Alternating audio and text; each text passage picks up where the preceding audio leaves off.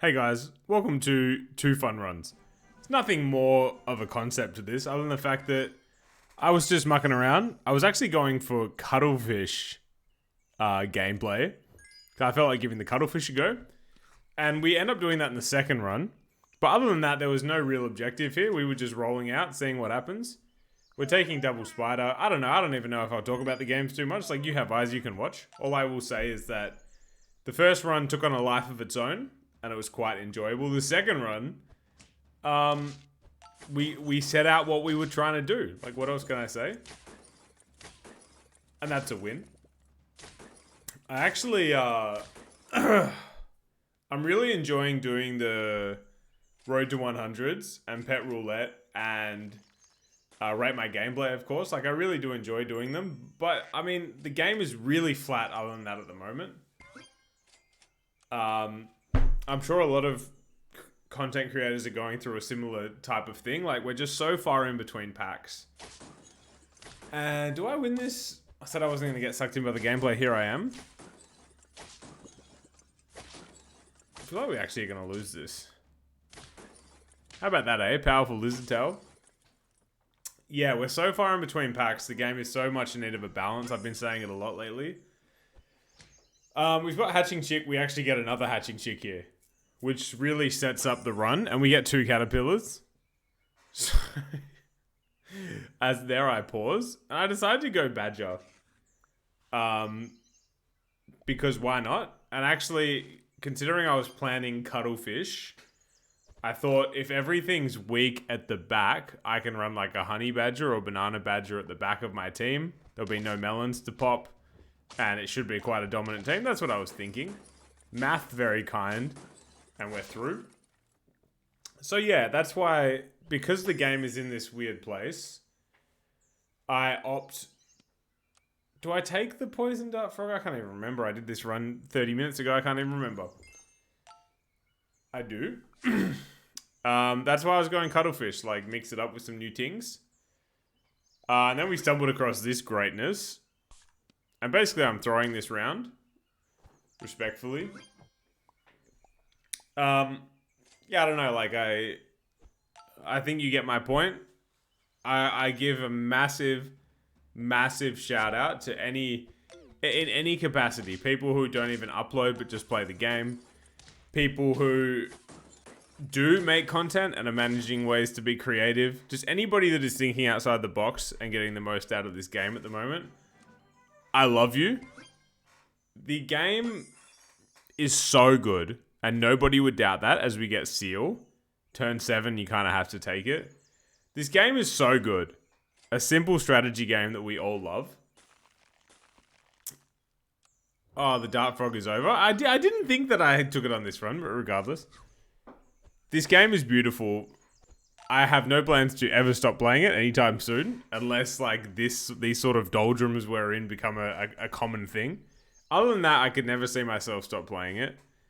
But it's really a drag at the moment. So thank you for supporting along the way. We lose. See if I can. And actually, shout out to Always Good Times, who had a great game on 2K. I see you, George. Shout out. Actually, at the time, just to go off topic for a moment, something that's important to me. I sort of don't really talk too much about my personal stuff on here, and I don't think that's the objective of the channel. I'm just a small-time channel doing some fun Super Auto Pets videos. At the time of this video going up, I will be about 3 days into Ramadan. I'm a practicing Muslim. So alhamdulillah for that, and assalamu alaikum to any Muslim followers of the channel. So yeah, really exciting time for me personally. I think my energy will be lower for a lot of the videos over the next month, purely based on the fact that the time of recording, at the time of that I tend to record most videos, I think I'll be, oh God, I'll be approximately like 12 to 13 hours into my daily fast. So to be honest, knowing myself, I say that, but I tend to get very hyped when I play this game, so maybe that's not going to be a thing. So, yeah, I don't know. Just keep that in mind throughout the next little bit. So, by the way, my wife called me there, so hence why there was a little transition thing. There's so many good units available. Basically, like a few rounds ago, I decided that this 5 was going to be my team and I wasn't changing it for anything.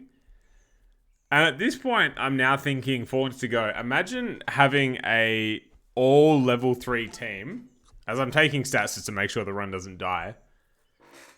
I'm trying to see if I can get an all level 3 team, basically all on units that I got from turn 7 onwards.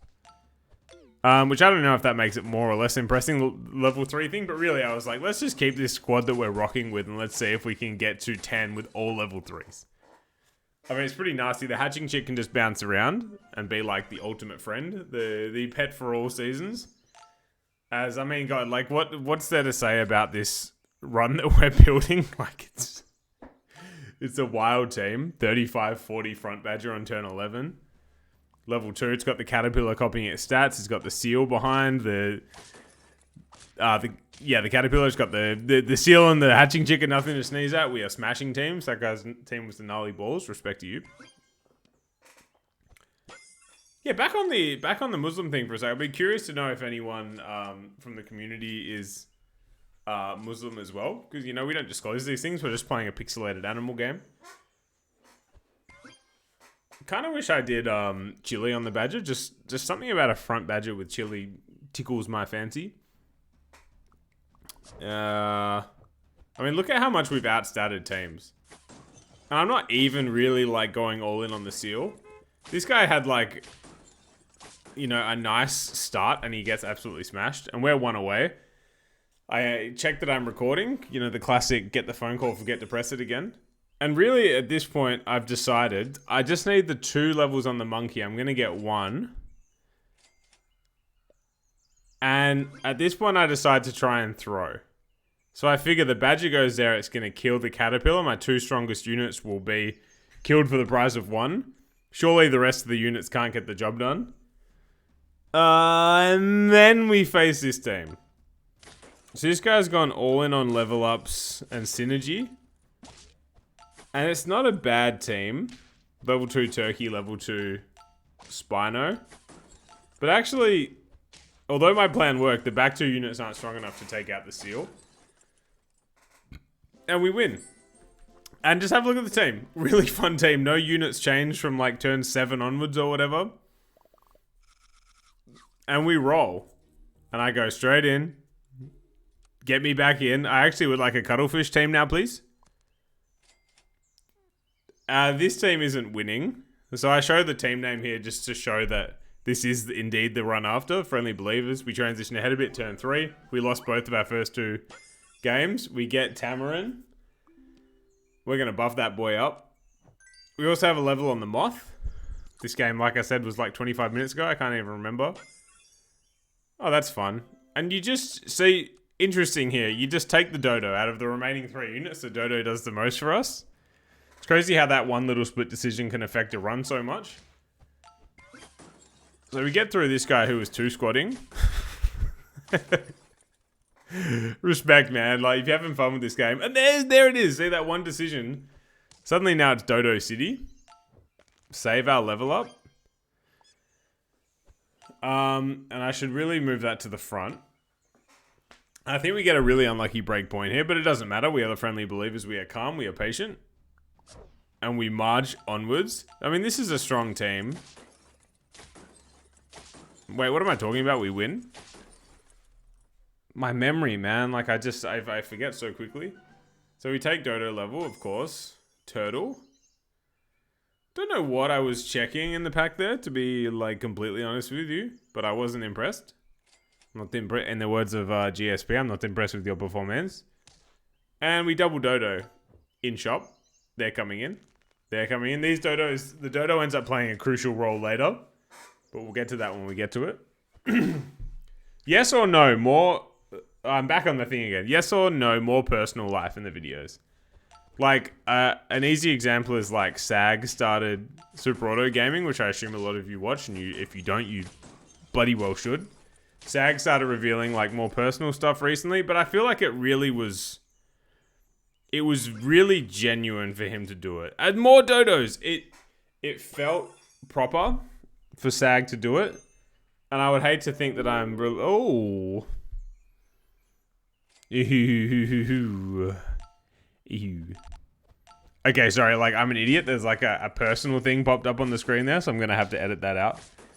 I don't know how much I'm going to cut out, but basically I was saying that, like, SAG has been revealing a lot of personal stuff lately, but it's felt really genuine to his current, like, status as a creator and stuff, whereas, like, me doing it just for the sake of, like, doing it doesn't seem all that crucial. But if people are, like, open to it, then maybe I would. I forget how gold works.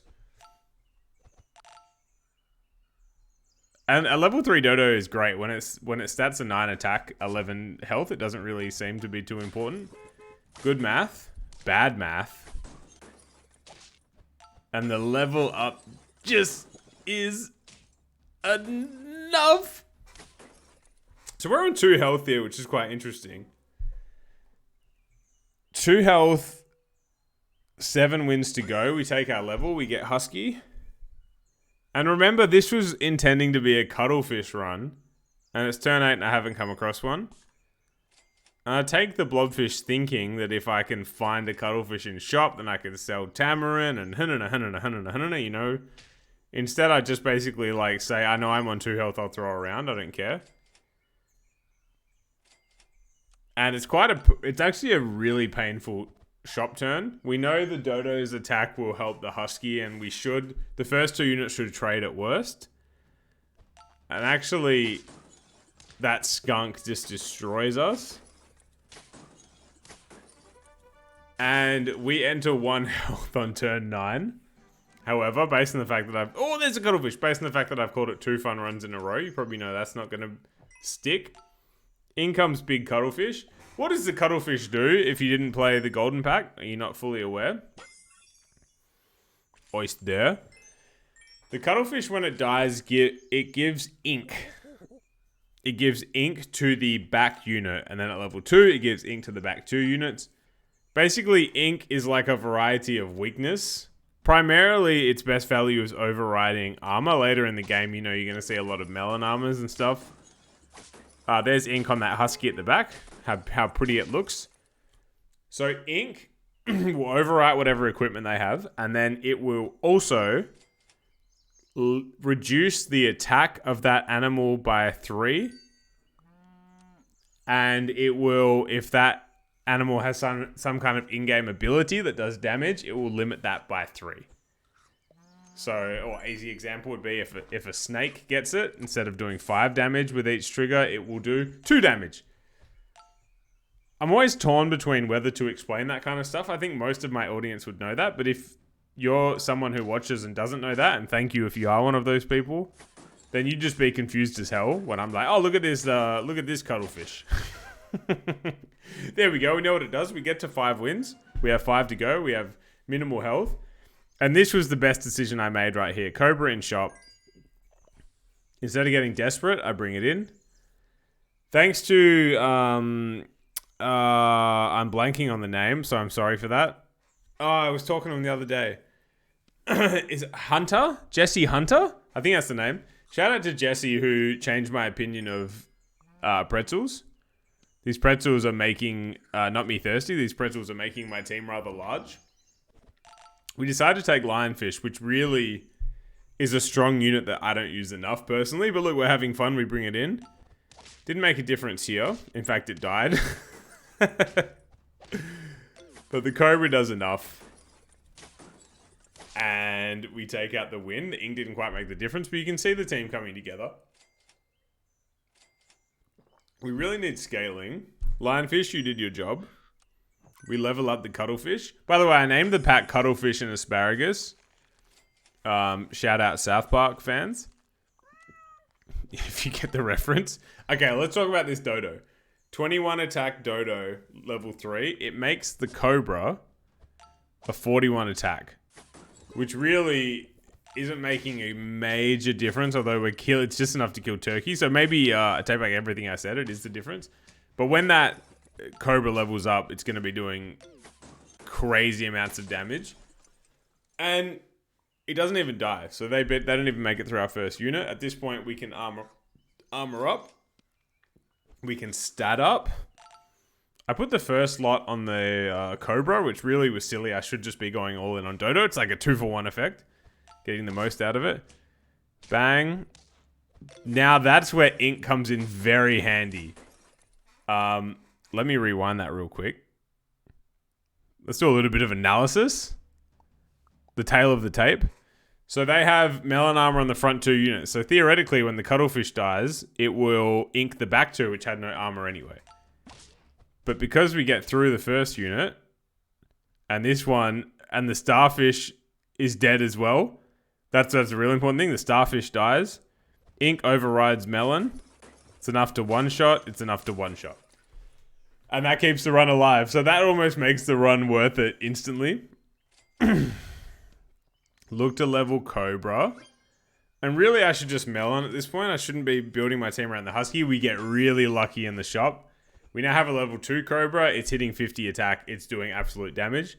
We have 3 good units and 2 dreams at the back. Now, the ink actually overwrites stake here, but it wouldn't have made a difference because they were getting through. Anyway, we win. And that's 9. It's been a quick turnaround for us. Now we have to take melon. And it's actually a really unfortunate sequence here. So I see snake. A sea snake, eh? That's an animal. I put it out there. And now we get onion. Now the onion should definitely be going on the Cobra here. Because after the cuttlefish dies, it'll slide to the back and trigger again. But because I'd already meloned, I decided to put it on the snake. Surely that would make a difference, eh? Bang. Dead. Cobra is strong enough. We're getting free hits. And actually, we would have won by 1 health had the snake not had the onion, but it was really fun regardless. Anyway, that is my run over and done with. I thank you for watching. I'll be back real soon with some kind of rate my gameplay, road to 100 pet roulette goodness. Thank you for all the ongoing support. It's been really good recently. Have a great day. Peace.